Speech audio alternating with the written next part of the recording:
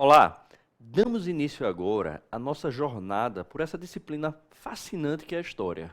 Eu sou Rodrigo Bioni e, para iniciar esse processo do estudo da história, nada mais importante do que a gente conhecer um pouquinho sobre o que é a história, as teorias, os conceitos fundamentais da história. Então, esse é o tema de nossa aula, as teorias e conceitos fundamentais da história.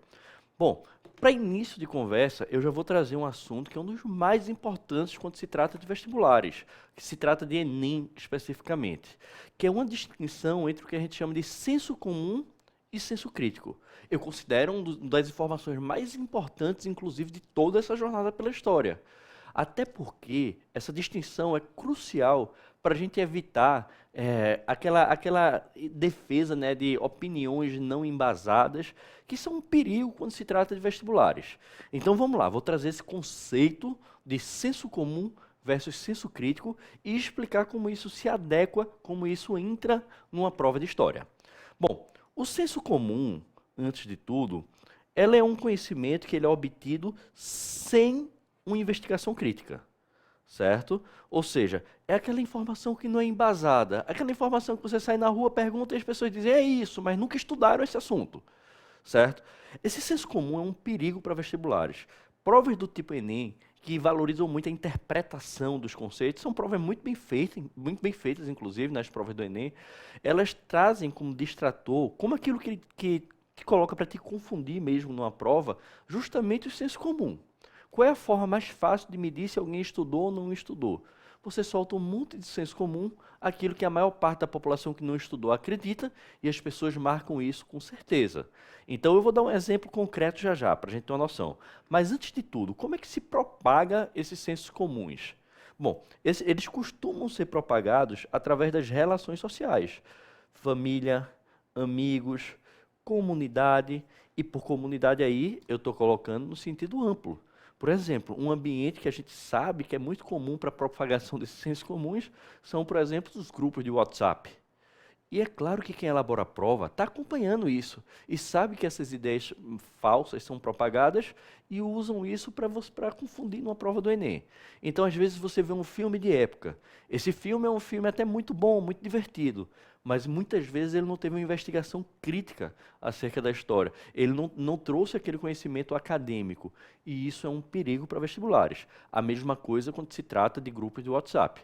Por isso, quando a gente vai analisar a história, a gente vai analisar vários assuntos, né? A pré-história, a Idade Antiga, a Idade Média, a gente vai sempre embasar o que a gente está trazendo aqui nos estudos feitos por aquelas pessoas que dedicaram suas vidas a construir esse conhecimento. Aquelas pessoas que fazem do ambiente acadêmico um ambiente extremamente fértil na produção de conhecimento. Então, quando a gente traz as informações que a gente vai trazer aqui, que eu vou trazer para vocês enquanto professor, a gente vai estar embasando naqueles grandes pensadores e pensadoras que são considerados referências no assunto. E vamos conhecer vários deles ao longo do ano. Eu vou trazer o nome dessas pessoas, a gente vai analisar trechos das obras dessas pessoas. Bom, então, finalizando, o senso comum costuma refletir uma forma de pensamento superficial, acrítica, ou seja, não crítica, certo? Se eu dar um exemplo de senso comum, no campo da história, que é uma coisa que quando cai, muita gente erra. Se caísse uma alternativa, eu vou transformar em verdadeiro ou falso para ficar mais fácil de a gente entender. É dever do historiador ser neutro. Se você perguntasse isso na rua, quantas pessoas diriam que é dever do historiador ser neutro? A imensa maioria. Mas numa prova de vestibular, essas pessoas errariam. Então quer dizer que o historiador tem que ser tendencioso? Não, não é isso. Mas os estudos acadêmicos da historiografia contemporânea, a gente vai estudar sobre isso já já, eles acreditam que a neutralidade é impossível.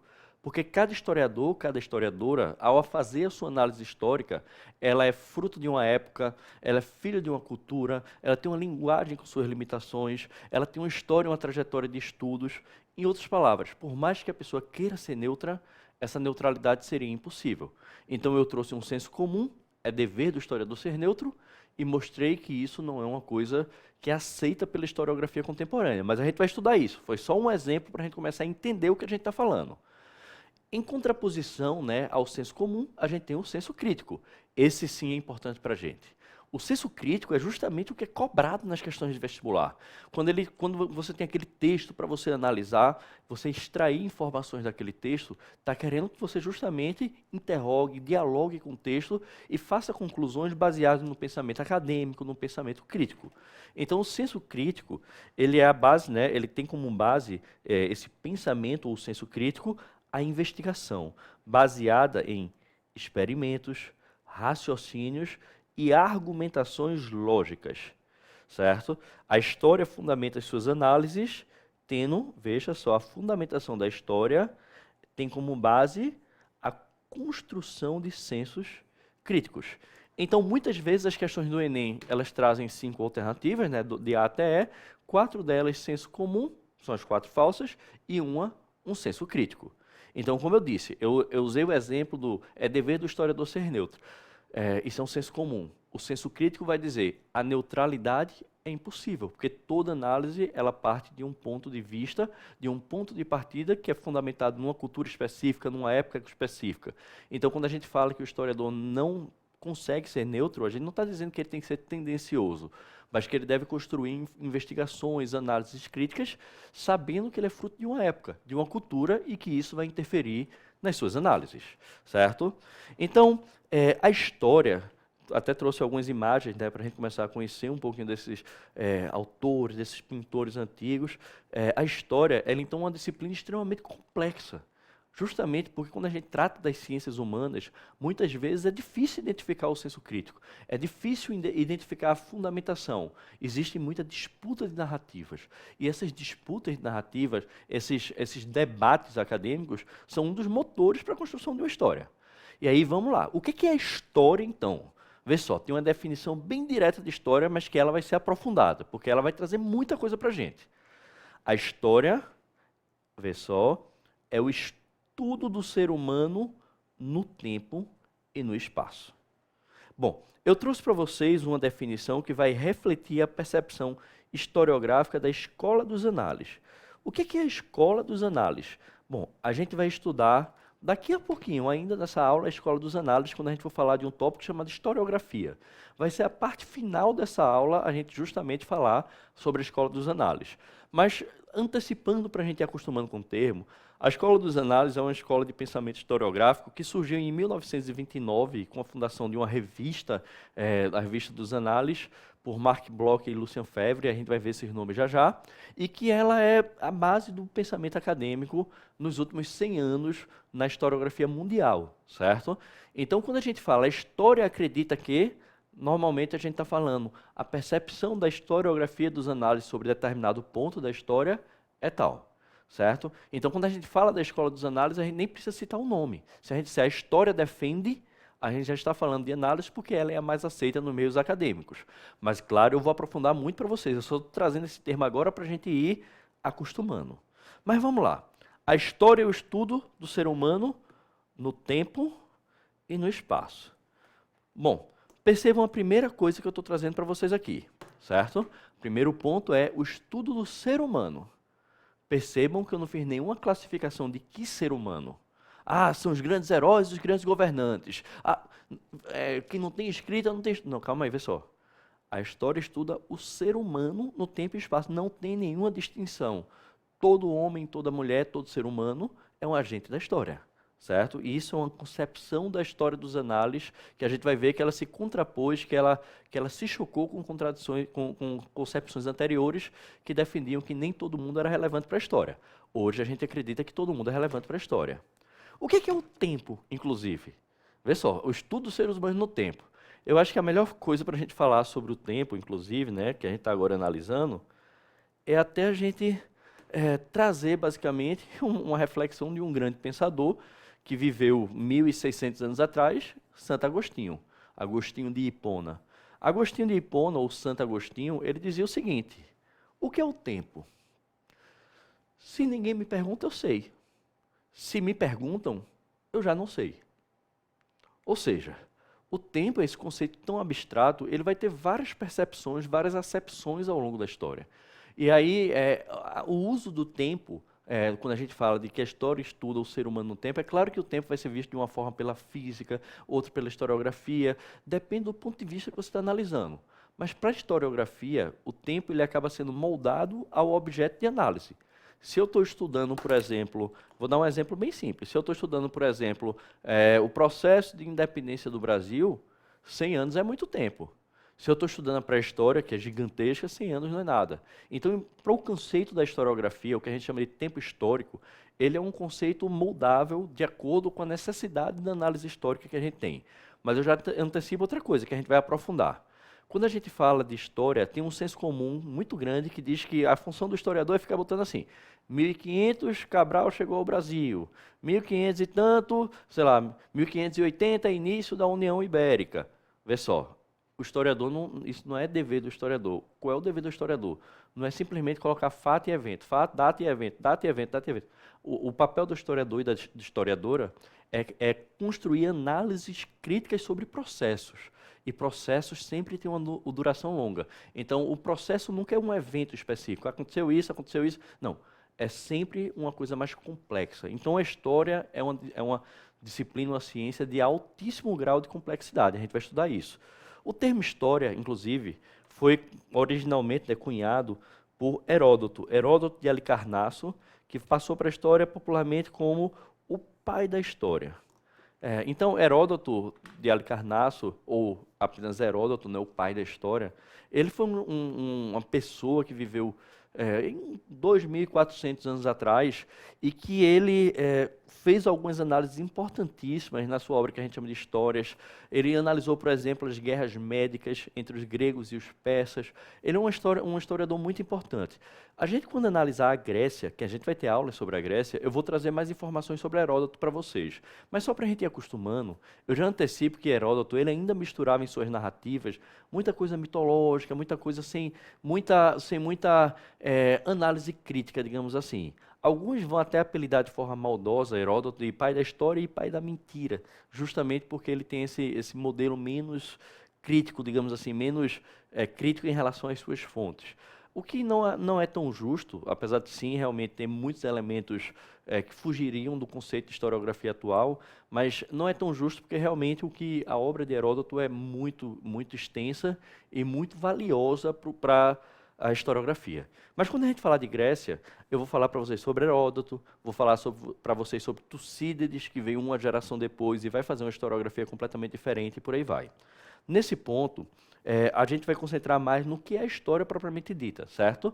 E aí aquela definição histórica que eu trouxe para vocês, eu trouxe justamente de um dos pais da Escola dos Análises, né, Marc Bloch, um grande historiador. Além de um grande historiador, um grande ativista político, ele se envolveu diretamente na resistência contra os nazistas na França, ele foi capturado, ele foi inclusive executado, né, foi fuzilado pela Gestapo, então ele lutou contra os nazistas diretamente, e ele tem uma obra que é primorosa, chamada Apologia da História, que ele escreveu justamente no tempo que ele estava preso. É uma obra inacabada, mas que é considerada um dos pilares da historiografia atual, certo? Você não vai entrar numa universidade de História sem ler a Apologia da História.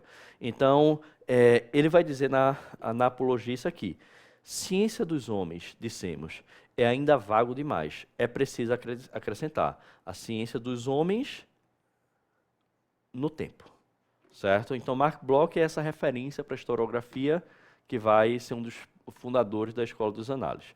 Então, antes de a gente estudar as correntes historiográficas, eu vou trazer para vocês alguns fundamentos que a gente vai ver que são fundamentos que são conectados com a Escola dos Análises. Mas vai ter uma hora para eu falar da Escola dos Análises, mas já saibam que a gente está tratando da mesma coisa aqui, certo? Umas fundamentações do que é a história propriamente dita. Então, vamos lá. Alguns desses fundamentos do estudo da história, vamos lá. Alguns desses fundamentos eu já trouxe para vocês.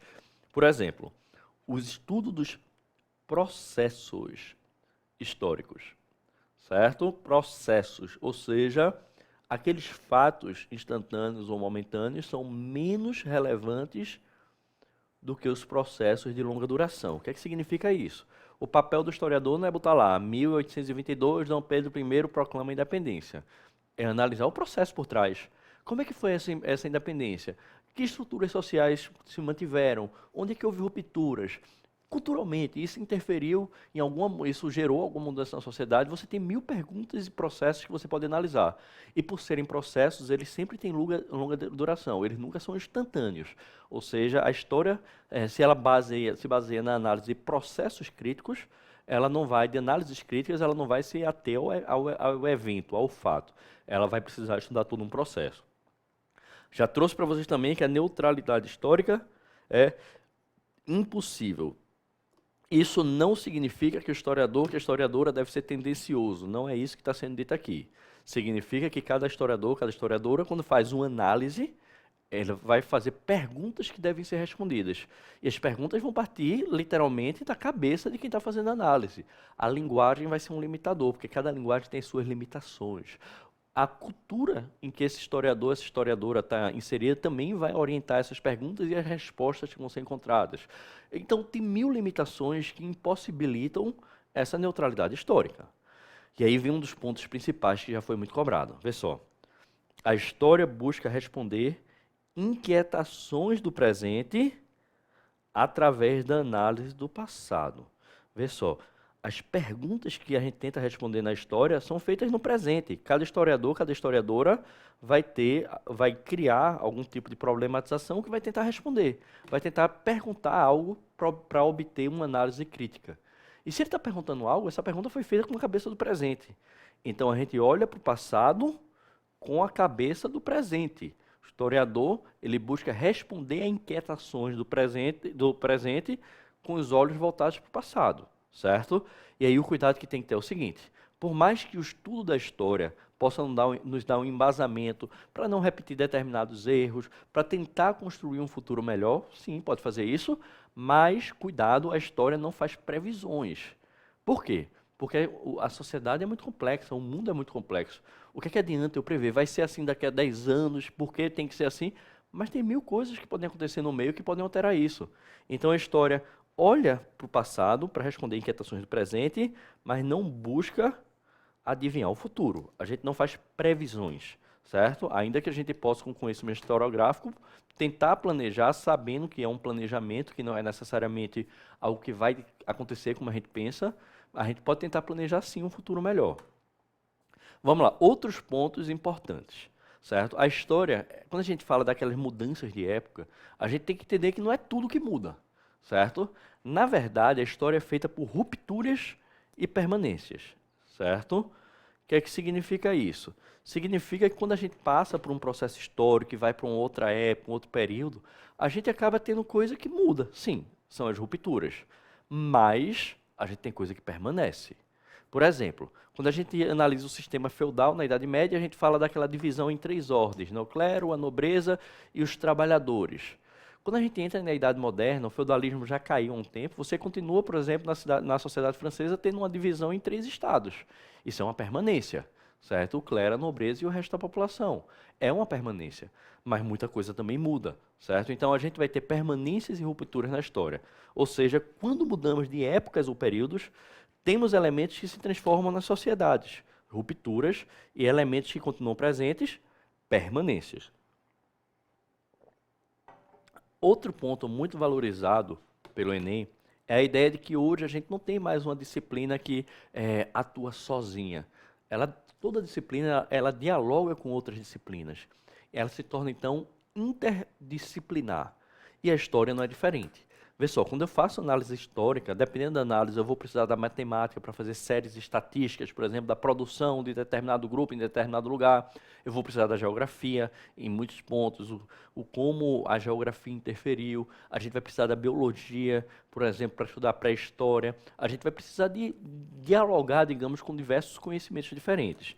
Isso é algo muito valorizado pelo Enem, certo? Então, o estudo histórico torna-se mais rico com a interdisciplinaridade.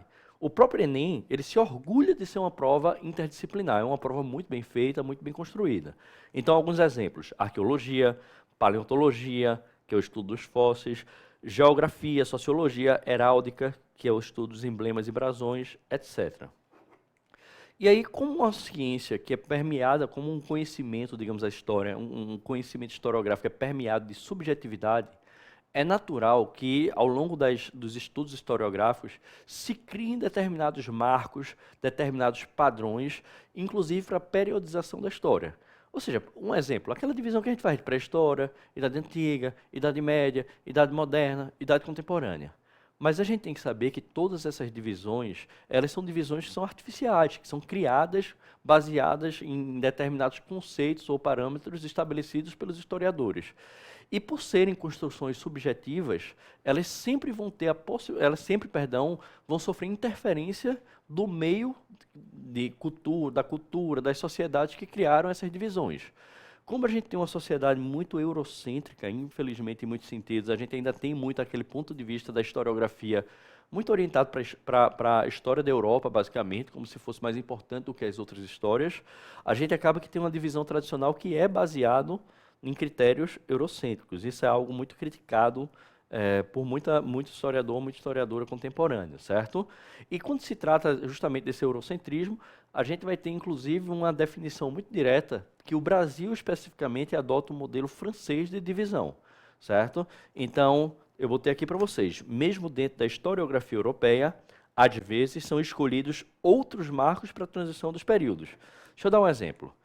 Quando a gente vai falar do fim da Idade Média, a gente fala da tomada e o início da Idade Moderna, né? A transição da Idade Média para a Idade Moderna. A gente fala da tomada de Constantinopla pelos turco-otomanos, pelo Império Turco-Otomano, em 1453. Mas, por exemplo, na Espanha tem algumas pessoas que dizem que mais importante do que a tomada de Constantinopla pelos turcos para a historiografia seria a chegada de Colombo às Américas, em 1492. Ou seja, esse poderia ser um marco diferente para o início da Idade Moderna. Tem gente que vai dizer que não, o mais importante ainda é a invenção da prensa de Gutenberg, ou imprensa em torno de 1440. Então, o que importa é a gente entender que vários critérios seriam possíveis e que a gente vai usar o modelo tradicional porque ele ainda é o mais usado no Brasil. Mas muitas vezes as questões buscam problematizar isso. Por que a tomada de Constantinopla vai significar o início da Idade Moderna? Qual é a relevância que isso tem para as Américas, por exemplo, naquele momento? Então, saibam que a questão ela pode problematizar essa divisão tradicional. Ainda assim, vamos conhecer a divisão tradicional. Costumamos dividir a história, né, essa divisão baseada no modelo francês, em pré-história, Idade Antiga, Idade Média, Idade Moderna e Idade Contemporânea. Eu trouxe aqui os marcos utilizados para vocês terem uma noção. A pré-história, a gente vai, claro, vamos estudar tudo isso com detalhes, certo? Isso aqui que a gente botou resume o nosso ano. Então, eu vou, claro, fazer só um passeiozinho bem breve, só para a gente ter um ponto básico de cada um. A pré-história é de muito, muito, muito, muito longe o maior período da história humana. Mas muito mesmo. Se a gente fosse fazer uma linha do tempo, digamos que essa é a linha do tempo do surgimento dos primeiros hominídeos até hoje em dia, certo? Desse iniciozinho até aqui, mais ou menos, seria pré-história. Seria isso tudo aqui, pré-história. E esse restinho aqui seria Idade Antiga, Idade Média, Idade Moderna e Idade Contemporânea somados. A pré-história tem milhões de anos. A história que a gente chama de história propriamente dita, eu vou falar sobre esse termo já já, que é a partir do início da Idade Antiga, tem 6.000 anos. Então, comparem milhões de anos contra 6.000 anos. É claro, então, que a pré-história vai ter muita relevância para a gente. E aí a gente vai analisar na aula própria pré-história e eu vou explicar com mais detalhes para vocês o que aconteceu nesse período tão longo. Mas saibam disso, mais de 99% da história humana foi pré-história. Aí vê só, a gente está dizendo pré-história, algo que veio antes da história. Mas vamos lembrar da definição que eu trouxe para vocês de história? A história estuda os humanos no tempo. Então, se existe humano, esse termo pré-história é ruim, é inadequado. Por quê? Porque se tem humano, tem história. Então, a gente não é legal a gente classificar esse período como pré-história. A gente ainda usa por conveniência, porque está estabelecido há muito tempo. Mas se você pegar qualquer livro de pré-história, esse livro ele vai começar criticando esse termo, certo? Porque aquela imensidão de pessoas que viveram num período tão longo, eles não têm história? Tem história sim. A gente vai estudar as correntes historiográficas e eu vou entrar em mais detalhes, mas só para a gente ir acostumando. Existe uma corrente historiográfica considerada ultrapassada que a gente chama de positivismo histórico. Uma corrente historiográfica do século XIX, certo? 1800 e tanto. E essa concepção de história deles dizia que o único tipo de fonte histórica possível seria aqueles documentos escritos, oficiais. Então, se esse povo não tinha escrita, não teria propriamente história, análise historiográfica. Mas vê só, isso é completamente ultrapassado. Então, Simon, quando cai o termo pré-história, pode-se problematizar isso, que esse termo ele expressa uma concepção ultrapassada, uma concepção positivista. Mas a gente vai estudar o positivismo histórico já já, é só para a gente saber isso. O termo pré-história hoje é completamente inadequado. A Idade Antiga, ela acaba com o fim, ela começa com o fim da pré-história, né? Quando se inventa a escrita, né? Então, pelos sumérios, pelos mesopotâmios, a gente vai estudar isso, a gente começa a Idade Antiga. E essa Idade Antiga, ela vai mais ou menos de 4.000 a.C., ou seja, 6.000 anos atrás, até a deposição do último imperador romano do Ocidente, que a gente vai chamar de Rômulo Augusto, em 476. Quando ele é deposto, esse Rômulo Augusto, esse último imperador romano do Ocidente, a gente começa a Idade Média. A Idade Média vão ser 1.000 anos aproximadamente, que vão da queda, da deposição desse último imperador romano do Ocidente, até a tomada de Constantinopla pelo Império Turco-Otomano em 1453. Certo? Isso seria a Idade Média, a gente vai estudar o feudalismo, vai estudar a civilização islâmica, muita coisa. A Idade Moderna, ela vai justamente da tomada de Constantinopla até a Revolução Francesa. E aí, a Idade Contemporânea é da Revolução Francesa, que vai de 1789, deixa eu botar aqui para vocês, a Revolução Francesa que vai de 1789 até 1799, certo? Então, a Idade Contemporânea seria justamente essa que vai de 1700, que vai do início da Revolução Francesa até os dias atuais, certo? Bom, mas eu já disse que isso é uma periodização que pode ser problematizada, você poderia escolher outros marcos, isso não faz sentido para a maioria das sociedades, inclusive. A gente usa ainda por conveniência, por questão didática. Se a gente está estudando o tempo também, é importante a gente entender que o tempo também é medido de forma diferente por sociedades diferentes. Por exemplo, no Ocidente é muito comum dividir entre antes de Cristo e depois de Cristo, certo? Mas para sociedades que não são cristãs, isso não faz sentido. Ou que não tem uma grande maioria cristã, certo? Porque, claro, no Ocidente tem muita gente que não é cristã também. Mas, bem, essa divisão, essa periodização, ela faz sentido para uma sociedade, mas não faz para outras. Por exemplo, a sociedade islâmica ela vai medir o tempo de forma diferente. Para eles, muito mais importante foi um evento que a gente chama de Hégira, que é a fuga de Maomé de Meca para Medina, na época chamada de Yatrib, que basicamente em Yatrib ou Medina, Maomé vai criar a primeira comunidade islâmica consolidada. A gente vai estudar isso quando estudar a civilização islâmica. Mas então, por exemplo, nas sociedades islâmicas não se divide o mundo entre antes de Cristo e depois de Cristo. O tempo, perdão. Se divide entre antes da Hégira, que aconteceu no ano 622 do nosso calendário, e depois da Hégira. Então eu botei aqui para vocês. O tempo não é contado da mesma maneira nas mais diversas sociedades. No Ocidente, por exemplo, costuma-se utilizar o critério do nascimento de Cristo como referencial para o ano 1, antes de Cristo, depois de Cristo. Sociedades islâmicas, por sua vez, costumam utilizar a Hégira, a fuga de Maomé de Meca para Medina, no ano 622 do calendário cristão, como referencial cronológico. Eu trouxe para que a gente entenda que existem outras sociedades que também vão contar o tempo de forma diferente.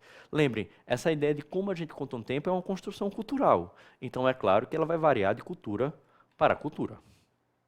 Trouxe aqui um trechinho e deixa eu já trazer uma coisa importante para vocês. Isso é um diferencial que a gente vai ter aqui esse ano. É o seguinte, uma das coisas que a gente vai fazer é ler muito documento da época, analisar muito documento de cada um desses períodos históricos, porque quem já fez o Enem sabe que a prova traz muito, é muito comum esse modelo de você ter um texto que você vai ter que extrair informações, muitas vezes com um embasamento historiográfico por trás, mas que você vai ter que muitas vezes analisar textos que são escritos em épocas diferentes, com vocabulários diferentes e por aí vai. Então, a gente vai analisar ao longo do ano milhares de documentos. Todas as aulas vão ter vários documentos para a gente analisar. Muitas vezes vão ser documentos da época, muitas vezes vão ser trechos de historiadores e historiadores contemporâneos que estão comentando alguma coisa da época. Porque com isso a gente vai se familiarizar com a interpretação desses textos. E aí pode cair o que for. Qualquer texto que vocês vão ter feito tanto isso ao longo do ano que não tem como errar.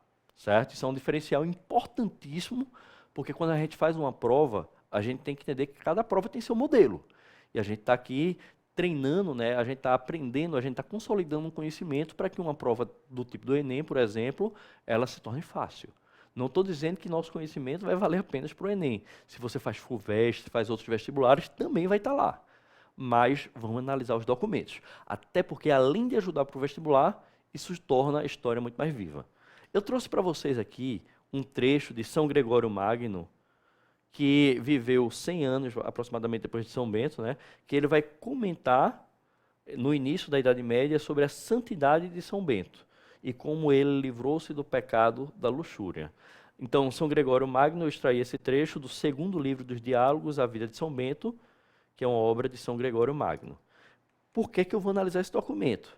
Eu quero mostrar para vocês como a história ela costuma variar ao longo do tempo, a percepção histórica. Então, isso aqui é só um aperitivozinho do que a gente vai ver na Idade Média, por exemplo. Vamos ler aqui esse trecho. Então, São Gregório Magno escreve, né? Abre aspas.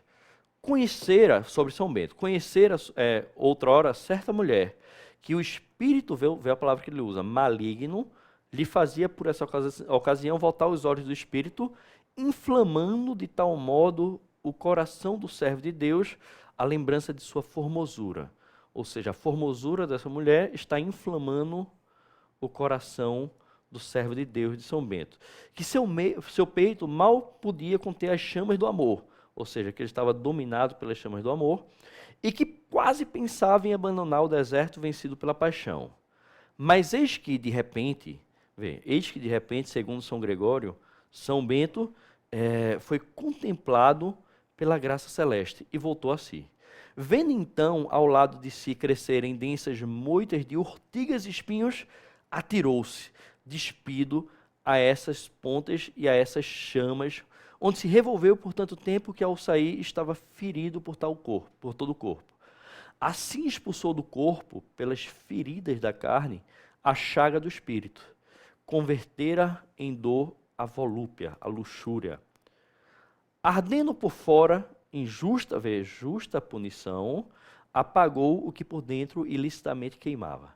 Venceu, pois, o pecado, porque transformou a natureza do incêndio. Então, isso que eu quero que a gente tenha em mente. Quando a gente vai ler um documento da época, a gente muitas vezes vai se deparar com culturas que são bastante diferentes da nossa cultura atual. E tentar entrar na história é tentar entrar na cabeça dessas pessoas. Entender que essas pessoas, assim como nós somos filhos de nossa sociedade, essas pessoas eram filhas de suas sociedades, de suas épocas. Numa Idade Média fortemente teocêntrica, era muito comum essa oposição entre, por exemplo, corpo e espírito. E São Gregório Magno está elogiando São Bento, dizendo que ele era tão puro que quando ele sentiu desejo, ele pulou numa moita de urtigas e espinhos para castigar seu corpo, e com essa dor, com o corpo todo ferido, ele se livrou do pecado. Vê só, isso é uma concepção bastante diferente da imensa maioria dos textos que a gente teria hoje em dia. Então, esse é um dos desafios da historiografia. Tentar compreender a cabeça de pessoas que viveram em sociedades completamente diferentes. E aí, inclusive, na Idade Média, era muito comum, então, que a escrita não era tão difundida assim, e os textos historiográficos, muitas vezes, eram simplesmente biografias de santos. São Gregório está escrevendo sobre São Bento. Não é o único tipo de texto que tem, mas eu estou trazendo para mostrar como a percepção da história também muda ao longo do tempo. Essa ideia de a gente falar sobre a vida dos santos, a gente chama de hagiografia. Então, esse conhecimento historiográfico medieval, muitas vezes, ele é hagiográfico. Ou seja, ele é pautado numa análise, numa biografia da vida desses santos, certo? Mas agora a gente vai sair um pouquinho disso e a gente vai começar a analisar as correntes historiográficas do século XIX e XX. São aquelas que vocês podem ser cobrados e cobradas diretamente, certo? E aí eu vou trazer 3 correntes historiográficas para vocês. 2 que surgiram no século XIX, o positivismo histórico e a escola marxista, e uma do século XX, a escola dos análises, que, como eu já disse para vocês algumas vezes nessa aula, é a mais utilizada pela historiografia contemporânea. Então, vamos começar aqui pelo positivismo histórico. Positivismo, a corrente filosófica, ela é uma corrente que teve como principal teórico Augusto Comte. E aí, só um detalhe, se você for citar Augusto Comte em algum momento, lembre-se que o nome dele se escreve com M, certo? É contraintuitivo no português, né? Um M antes do T, mas seria assim. A escola positivista é uma escola que, como eu disse, está considerada hoje completamente ultrapassada, e foi a única corrente que defendia que a história era uma ciência que deveria ser tratada mais ou menos como a física, como a química, ou seja, que não devia permitir subjetividade do historiador ou da historiadora. Ou seja, essa ideia de a gente fazer análises críticas e tal, isso não era o objetivo da história segundo o positivismo histórico, certo? Então, para o positivismo histórico, que defendia que era uma ciência, as especulações filosóficas não deveriam fazer parte da escrita histórica, certo? E aí, eles vão dizer então que se a gente conseguisse eliminar completamente o nosso lado subjetivo, se a gente conseguisse simplesmente colocar os fatos históricos em sequência, a gente conseguiria chegar a verdades históricas absolutas. Mas vê só, hoje a gente sabe que essa ideia de verdades históricas absolutas, isso não é algo que é aceito pela historiografia. Né? Sempre existe um tom de subjetividade, cada análise historiográfica ela parte de um ponto de partida, de uma cultura, de limitações, de inquietações de cada historiador e historiadora. Mas bem, segundo os positivistas, sim, deveriam se buscar verdades históricas absolutas. Esse é um distrator muito comum em provas, lembrando que o positivismo é ultrapassado. Então, para os positivistas, o conhecimento histórico é objetivo, ou seja, não deveria existir subjetividade por parte do historiador. Mas a gente sabe que isso é impossível.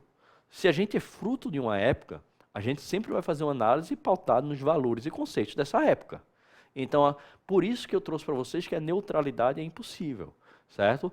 Na verdade, a corrente positivista, ela foi a única corrente historiográfica que defendeu de que a neutralidade era possível e necessária. Mas por motivos que a gente já analisou aqui, a gente viu que não é possível. Por isso, essa corrente também é considerada ultrapassada. E aí, se ele queria encontrar verdades históricas absolutas, os positivistas defendiam o uso de métodos científicos para que se chegasse às verdades históricas. Da defesa de métodos científicos veio o apelido do positivismo histórico, também conhecido como escola cientificista ou escola metódica. Metódica por causa dos métodos que os positivistas diziam deveriam ser utilizados para encontrar verdades históricas absolutas. Eu trouxe até uma frase do Augusto Comte que representa um pouquinho isso. Vê só. Os homens não têm permissão para pensar livremente sobre química e biologia. Por que eles deveriam ter permissão para pensar livremente sobre filosofia política ou sobre história, certo? Ou seja, por que a gente deveria ter permissão para pensar e fazer análises críticas se a gente não tem essa mesma permissão na química e na física? Bom, isso é o ponto de vista positivista. E aí eu já trouxe para vocês um ponto. Os positivistas defendiam que as fontes históricas, e vamos lembrar, uma fonte histórica, para a gente lembrar, é a nossa matéria-prima, enquanto historiador e enquanto historiadora. Quando eu vou escrever uma análise sobre um processo histórico, eu vou usar as fontes históricas como parâmetro. E aí, para os positivistas, apenas documentos escritos, preferencialmente oficiais, eles seriam, então, fontes históricas válidas. Esse é um conceito completamente ultrapassado. A gente vai ver isso quando falar da escola dos análises. Eu vou trazer para vocês porque isso é ultrapassado. Mas eu já disse para vocês, é dessa ideia de que as fontes históricas têm que ser necessariamente escritas que surgiu a ideia de que a pré-história, onde não tinha escrita, né, porque a pré-história acaba com a invenção da escrita, mas que a pré-história não seria história. A gente viu que isso é ultrapassado. Por que é ultrapassado? Porque a pré-história tem humanos. E se tem humano, é história, não é pré-história. Então isso é basicamente o ponto de vista positivista. Também já trouxe para vocês, os positivistas pretendiam ser neutros, mas a gente viu que a neutralidade é impossível. Por mais que você queira, você não vai conseguir ser neutro. Neutro não significa que você vai ser desonesto em suas análises, mas você tem que entender que ao fazer uma análise historiográfica, você é fruto de uma cultura e você vai pensar através dos valores dessa cultura. Bom, os positivistas diziam ainda que só eram relevantes para a história aquelas pessoas que faziam grandes transformações. Um grande herói, um grande militar, um grande governante. É por isso, então, que existe um foco muito grande nos heróis e nos governantes.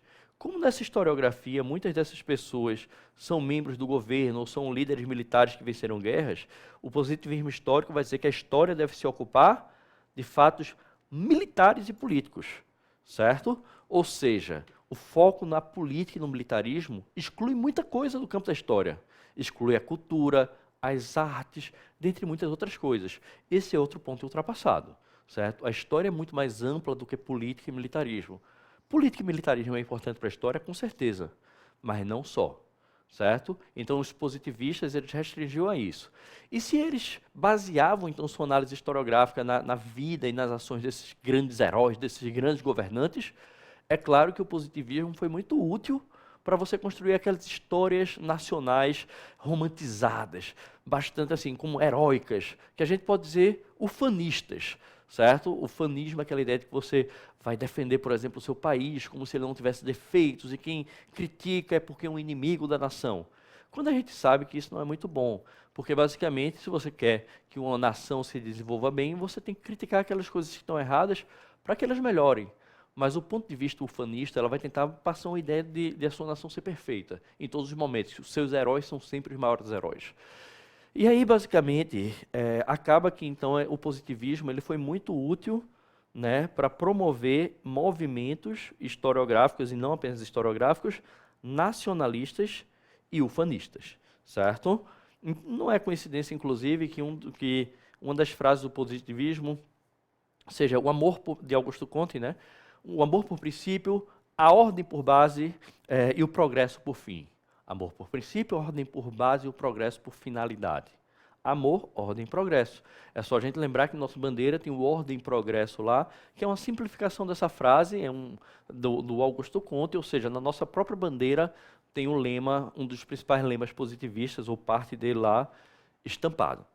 Bom, e aí, se ele vai se focar nos heróis e nos governantes e nos heróis, naturalmente, boa parte deles seriam das classes dominantes. Afinal, é muito mais fácil você governar um lugar se você é membro dessa elite e nasceu no membro dessa elite, é muito mais fácil você alcançar um grande cargo na hierarquia militar ou outras hierarquias ao longo da história, no mundo inteiro, se você também for membro dessas classes dominantes. E isso acaba inviabilizando outros grupos sociais, as camadas sociais mais pobres, por exemplo, ou que não sejam privilegiadas nessas sociedades. Trouxe um trecho aqui de Gabriel Monod, que foi um pensador que defendeu essa historiografia positivista, que ele vai falar um pouquinho sobre os princípios que orientaram a fundação da revista histórica, né, Revue Historique, que é basicamente uma historiografia que tinha uma revista que tinha um ponto de vista positivista. Então ele está defendendo como essa revista que ele ajudou a fundar deveria se comportar, porque ele acreditava que a história era justamente a história positivista. Nossa revista será uma coletânea de ciência, o termo ciência já é muito conectado com positivismo, positiva. E de livre discussão. Aí quando ele bota livre discussão, vê a contradição. Mas se restringirá ao domínio dos fatos e será fechado às teorias políticas ou filosóficas. Quando ele bota teorias políticas ou filosóficas que não farão parte, não significa que ele não vai analisar política. Ele não aceita discussão política. Mas ele vai dizer que, por exemplo, Bismarck comandou a unificação alemã, Dom Pedro II governou tal coisa. Isso ele está analisando política sem trazer a discussão das teorias políticas, né? Aquela discussão, aqueles embates que seriam embates tão comuns nas ciências humanas. Então ele vai dizer, a gente vai ficar apenas no fato, a gente vai ser neutro. Traduzindo o que ele disse é isso, seremos neutros, não teremos subjetividade, será tudo objetivo. O ponto de vista estritamente científico em que nos situamos bastará para conferir à nossa coletânea a unidade de tom e de caráter. Então, quando ele bota estritamente científico, ele está defendendo aquela visão que a gente disse, que através de métodos científicos, você poderia chegar a verdades históricas absolutas, um conceito completamente ultrapassado. Trouxe aqui um poema, um trechinho, um poema maior do que isso, de um poema que já caiu várias vezes em vestibulares. As perguntas de um operário ou de um trabalhador de lei de Bertolt Brecht, que ele vai fazer uma crítica justamente a esse modelo positivista. Vê só, ele vai dizer o seguinte: quem construiu Tebas, a cidade das sete portas? Nos livros estão os nomes de reis. Os reis carregaram as pedras? Vê essas perguntas. E a Babilônia, tantas vezes destruída, quem a reconstruía sempre? Em que casa Em que casas da Dourada Lima viviam, em que casas viviam aqueles que a construíram? No dia em que a muralha da China ficou pronta, para onde foram os pedreiros? A grande Roma está cheia de arcos do triunfo. Quem os erigiu? Quem eram aqueles que foram vencidos pelos Césares? Ou seja, pelos líderes políticos. Vê só, o que Brecht está falando aí? O poema é muito maior, certo? Como eu disse, já foi cobrado várias vezes. Mas o que Brecht está falando aí? Ele está deixando bem explícito uma coisa, que é o seguinte, ó. Essa história positivista oficial, ela só traz o nome de governante e rei, mas foram eles que construíram aqueles movimentos, não foram os pedreiros, por exemplo, a população comum. Quem é que construiu essa muralha da China? Quantas milhares de pessoas? Vê a última frase. Quem eram aqueles que foram vencidos? Ou seja, a história só fala dos vencedores e a história daqueles que foram derrotados não é relevante. Então ele está, na verdade, fazendo uma crítica a esse positivismo. Brecht está mostrando justamente isso. Todos nós somos agentes da história. E essa visão excludente do positivismo é uma visão completamente ultrapassada, certo? Então, um poema que já caiu várias vezes, e aí eu resolvi trazer para vocês conhecerem. Vamos para a segunda corrente agora, certo? A corrente que a gente vai chamar de escola marxista pode ser conhecida também como materialismo histórico. Cuidado! Muitas vezes caem correntes sobre a escola historiográfica marxista, só que não chama assim, chama de materialismo histórico. E aí a questão muitas vezes é fácil, mas as pessoas não acertam porque não sabem desse ponto que eu trouxe para vocês, desse nome, desse sinônimo. E aí um detalhe, a gente não vai falar agora a teoria toda marxista, ela é muito complexa, ela é muito ampla, a gente vai falar aqui da aplicação disso no campo da historiografia. Foi uma corrente também surgida no século XIX, paralela ao positivismo, que discordava de alguns pontos do positivismo, certo? Mas, bom, os principais teóricos, claro, Karl Marx e Friedrich Engels. E aí, Marx, ele focava muito suas análises, não apenas ele, como seus sucessores, no campo da economia. Tem um conceito do marxismo que é muito famoso, que eu coloquei aqui embaixo para a gente analisar, né? A infraestrutura define a superestrutura. Então, o que seria isso? A infraestrutura é como se fossem as fundações de uma construção, certo? Define a supraestrutura. Essa infraestrutura, que é fundamental para a ideia de Marx, são as condições materiais, as relações de produção, a base econômica, os modos de produção, ou seja, a forma como a sociedade se comporta no campo socioeconômico, ela vai definir a maneira que a sociedade pensa. Então, para Marx, especificamente, conceitos como ideologia, cultura, artes, eles são derivados dos modelos socioeconômicos. Por isso, se ele acredita que os modelos socioeconômicos definem a ideologia, definem a cultura, o pensamento, ele acredita então, se um é consequência do outro, que ele deve estudar as causas, as origens, ou seja, ele deve focar na infraestrutura. Em outras palavras, Marx ele vai focar muito seu estudo historiográfico e seus sucessores, os marxistas, no campo da economia. E aí, uma das críticas que se faz à escola marxista é que ela costuma dar pouca atenção para temas como cultura, religião, mentalidades. Lembrando que a gente está falando da escola marxista do século XIX. Algumas pessoas do século XX e XXI, que se denominam marxistas, eles vão fazer uma análise já diferente dessa mais tradicional. Mas você vai ser cobrado ou cobrada no vestibular dessa visão mais tradicionalista, certo? Então, a ênfase é na economia. Ou seja, para o positivismo, a ênfase é na política e no militarismo. Para o marxismo, na economia. E aí, Marx acreditava que a história ela tinha um papel que não era simplesmente a contemplação, vamos aprender por aprender. Para ele, esse conhecimento historiográfico deveria ser utilizado para interferir na sociedade, para transformar a sociedade em sua visão num mundo mais justo. Então, para ele, a história deveria ser utilizada como ferramenta de conscientização eu vou usar os termos que ele usava, certo? Para a libertação dos oprimidos em relação aos opressores. Então, essa oposição oprimidos versus opressores é muito comum na historiografia marxista, certo? E aí, complementando isso que eu trouxe para vocês, Marx acreditava que as sociedades atravessavam determinados estágios socioeconômicos, cada sociedade no seu próprio ritmo, mas numa linha, certo? Que ia basicamente do que a gente chama do comunismo primitivo, passava pelo modo de produção asiático, escravista, modo de produção feudal, capitalista, socialista, comunista, e o comunismo seria para ele o estágio final. A gente chama esse conceito de evolucionismo histórico, que seria a ideia de que as sociedades atravessam esses estágios em direção ao comunismo. Hoje, pela segunda historiografia de Análise, que eu disse que é a mais aceita, esse é um conceito não muito aceito. Afinal, a historiografia dos análises, ela considera basicamente que as sociedades são mais diversas, mais complexas, e que podem seguir caminhos completamente diferentes entre si, com mudanças que a gente não consegue nem prever, porque a história não prevê o futuro para dizer vai chegar numa sociedade que vai ser assim. Então, não é um conceito muito aceito, esse determinismo histórico, esse evolucionismo histórico de Marx. Ainda assim, essa ideia de que os modos de produção, o modo de produção feudal, capitalista, eles se organizam de determinada maneira, são conceitos que são úteis para a análise historiográfica. Por exemplo, é muito mais fácil você entender uma sociedade do Ocidente europeu na Idade Média se a gente entende o sistema feudal. Mas deixando claro que a Escola dos Análises acredita numa complexidade das sociedades muito maior do que um caminho definido. Mas, bom, para Marx, a história evoluiria nesses caminhos, nesses modos de produção em direção ao comunismo, cada sociedade. A gente chama isso de evolucionismo histórico, é uma visão determinista, certo?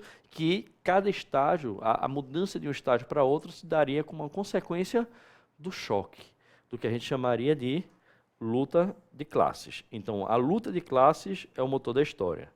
Segundo a visão dele, por que então o comunismo seria o último estágio? Porque seria uma sociedade que não tem mais classe social. Se não tem classe social, não tem luta de classe. Se não tem luta de classe, o motor da história não teria como andar. Então, lembrando, isso é uma visão do século XIX, de Marx, que pautou essa historiografia mais economicista, digamos assim, e mais atuante no campo da ideia da percepção do oprimido versus opressor. Trouxe aqui algumas frases de Marx para a gente ilustrar um pouquinho isso que a gente falou agora. Não é a consciência que determina a vida, mas a vida que determina a consciência. O que é isso aqui? Bom, isso aqui é esse conceito aqui. Ó. Deixa eu voltar para ficar claro. É esse conceito aqui. A infraestrutura define a superestrutura. Ou seja, supraestrutura, ideologia, política, pensamento, infraestrutura, condições de vida, condições materiais, o seu ambiente de trabalho, suas relações trabalhistas, suas relações socioeconômicas. Então ele vai dizer, não é o campo do pensamento que vai definir como a sociedade se comporta no mundo material, ou seja, como são as relações de ideologia, relações de tudo mais. Na verdade, ele vai dizer assim, não é questão de ideologia, de pensamento que vai determinar como é que são as relações socioprodutivas, como é a vida do trabalhador e por aí vai. É o contrário. É a vida e como a sociedade se organiza economicamente, politicamente, que vai definir a ideologia, que vai definir a consciência. Então, isso aqui é outra forma de falar. A infraestrutura define a superestrutura. Segunda frase. Os filósofos apenas interpretaram o mundo de várias maneiras. A questão, no entanto, é mudá-lo. Isso que eu trouxe da tese de Feuerbach, é uma obra de Marx, né? É justamente isso. A história deve ser utilizada como ferramenta de conscientização para a libertação dos oprimidos em relação aos opressores. A terceira frase que eu trouxe para vocês, então, é essa aqui. A história de todas as sociedades até então existentes é a história das lutas de classe. É esse conceito que a gente chamou aqui de a história evolui através das lutas de classe, que a luta de classes é o motor da história. Bom, completando, eu trouxe um trechinho mais a título de curiosidade, falando sobre o lançamento da principal obra da vida de Marx, que é o Capital. Só para a gente entender bem, o Manifesto Comunista, que é escrito em 1848, ele é mais um panfleto, ele é uma obra pequena, resumida e tudo mais, feito para os trabalhadores, com a linguagem mais simplificada. Mas, muito tempo depois do lançamento do Manifesto Comunista, né, o Manifesto foi em 1848, em 1867, ou seja, quase 20 anos depois, vai ser publicada o que Marx considerou a obra de sua vida, que é o primeiro volume do Capital. São 3 volumes no total, é uma obra extremamente extensa, certo? O primeiro volume, depende da edição, tem mais de 1000 páginas, para a gente ter uma noção. E aí era muito comum que as sociedades da época tivessem censores para decidir o que vai ser publicado ou não. E aí na Rússia, especificamente, eu trouxe a Rússia, claro, por causa da Revolução Russa de 1917, que vai ser um exemplo que a gente vai estudar depois. Esse aqui foi um documento sobre esses censores. Quando o Capital foi entregue a Skuratov, um dos dois censores czaristas, o czarismo era um modelo político da Rússia, incumbidos de ler metade dele em 1872, esse relator. É possível afirmar, isso aqui é um dos censores, é possível afirmar com certeza que poucas pessoas na Rússia irão lê-lo, e menos ainda entendê-lo. Sua conclusão foi de que o livro poderia ser publicado. É claro que essa concepção desse censor do Skuratov, ele realmente acreditou que ninguém iria ler praticamente, quem lesse não entendesse, quando a Rússia, na verdade, acabou sendo um dos países que teve mais leitores do Capital e que, através da Revolução Russa, essa obra teve uma influência muito maior do que na média dos outros países. Foi apenas a título de curiosidade. Agora a gente vai caminhando para a parte final dessa aula, justamente a Escola dos Análises. Muito do que eu vou dizer a vocês da Escola dos Análises eu já disse antes, porque teve no início da aula a gente falou dos fundamentos da história. E se eu já disse para vocês que a Escola dos Análises é a corrente historiográfica mais aceita, é natural que boa parte do que a gente vai falar agora e sistematizar da Escola dos Análises já estava lá naquele ponto dos fundamentos da história. Mas vê só, o grande ponto aqui é o seguinte, às vezes a questão ela vai tratar da Escola dos Análises sem falar da Escola dos Análises. Como é que ela vai dizer? Ela vai dizer assim, vê só, a história defende que, a história acredita que, a história... Vê só, se ele está falando a história sem dizer a historiografia positivista, a historiografia marxista, se ele está simplesmente usando a história, dizendo assim, ela defende que, ela está falando da Escola dos Análises. Afinal, ele está falando da concepção historiográfica mais aceita nos círculos acadêmicos até os dias atuais. Então, vamos lá. Primeiro ponto. A historiografia dos análises, ela surgiu, né, com a publicação da Revista dos Análises, em 1929, por Marc Bloch e Lucien Febvre, certo? E a partir daí, claro, vão ter várias gerações de análises, porque já faz já faz quase 100 anos que essa corrente historiográfica foi criada, e claro, muita gente já faleceu, outras pessoas assumiram a liderança do movimento de análise e por aí vai. Primeiro ponto é o seguinte, a história ela não é neutra. E, na verdade, a história ela justamente busca fazer análises críticas. E toda análise crítica, ela parte de um ponto de partida que é a subjetividade do historiador ou da historiadora, que vai analisar diante das evidências, das fontes históricas e extrair conclusões, que podem ser, inclusive, contestadas por outros historiadores através de novas evidências. A ciência da história é, por natureza, uma ciência de debate, uma ciência de discussão. Então, se a gente vai analisar o passado, a gente está fazendo perguntas para serem respondidas. Então, se eu estou querendo analisar o processo de independência do Brasil, eu não vou dizer assim, 1822 o Brasil ficou independente. Não é isso. A gente vai analisar, calma, quais foram os atores sociais que estiveram por trás disso? Quais foram os interesses? Tem várias perguntas, né? Quais são as alterações culturais que isso promoveu? Houve alguma mudança na estrutura social? Como é que isso foi retratado pelas obras de arte? Tem 1000 perguntas que podem ser feitas aí. Então, se eu estou fazendo perguntas, eu estou problematizando a história. Eu estou criando uma problematização para servir como base para a minha análise. Então, a história deve ser problematizada. A gente vai chamar esse conceito de história-problema. É aquilo que eu já falei para vocês. O historiador olha para o passado, é verdade, para responder inquietações do presente, certo? Porque as perguntas são feitas por alguém no presente. O historiador, a historiadora é quem problematiza aquilo. E aí a gente vai tentar responder coisas que estão nos inquietando agora. E aí então os questionamentos são um ponto de partida para a escrita da história. Lembrem que a gente está olhando para o passado com a cabeça do presente, mas a gente não está prevendo o futuro. O conhecimento historiográfico pode nos orientar para tomar boas decisões, mas prever o futuro é impossível e não é o objetivo da história. Todas as pessoas são agentes da história.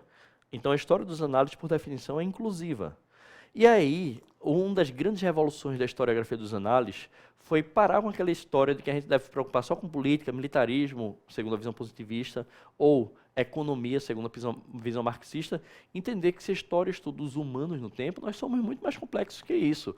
A gente vai ter, sim, dar, sim, relevância política, militarismo, a tudo isso, mas também a cultura, que é aquilo que nos define como humanos.